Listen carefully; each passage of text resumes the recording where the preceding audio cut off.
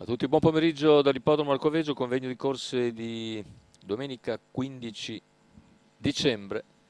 La prima prova riservata ai gentleman, 12 al via, Vanto P, Sissi Matley, Show Business, Siu dei Greppi, Rominama, Oktoberfest in prima fila, Pickering, Un Tuono da Barco, Salazar Laxmi, Ura dei Mille, Timotea Como e una Bomber Cup in seconda. I favori per Rominama in chiusura numero 5, Patrick Romano.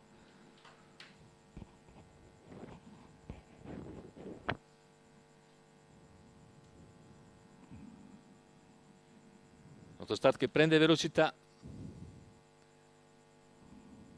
Partiti. E subito Rominama cerca di emergere.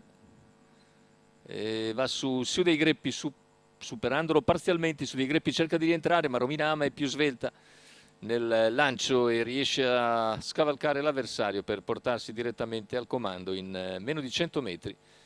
Percorre i 200 in un veloce 14,1, si trascina Siu dei Greppi. Più indietro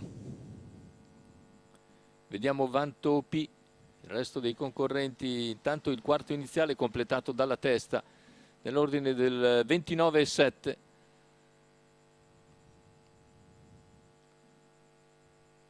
Rimane in vantaggio ora, moderando il ritmo, Rominama, mentre all'esterno cerca di farsi luce Urra dei Mille.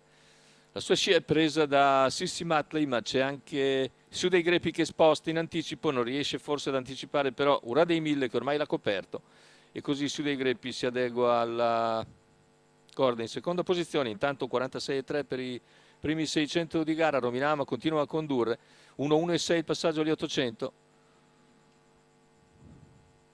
Andatura svelta per la categoria, considerando anche la pista sicuramente allentata dalla pioggia e dalla neve dei giorni scorsi. Il chilometro intanto di Rominama è completato in 1,17,7 con 16,1 di parziale in curva. Si mantiene ancora nettamente in vantaggio su Siu dei Greppi, mentre Urra dei Mille è sempre all'esterno. Prova anche Sissi Matley ad avanzare in terza ruota.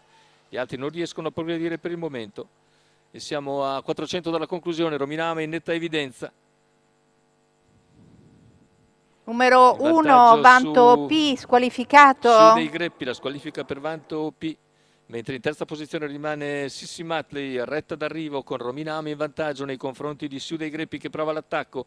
Ultimi 150 metri di gara con Siu dei Greppi che sposta all'esterno, allarga leggermente Rominama, ma Siu dei Greppi ha migliori energie nel finale, passa per vincere agevolmente. Secondo posto per Rominama, al terzo è Sissi Matley che precede Show Business.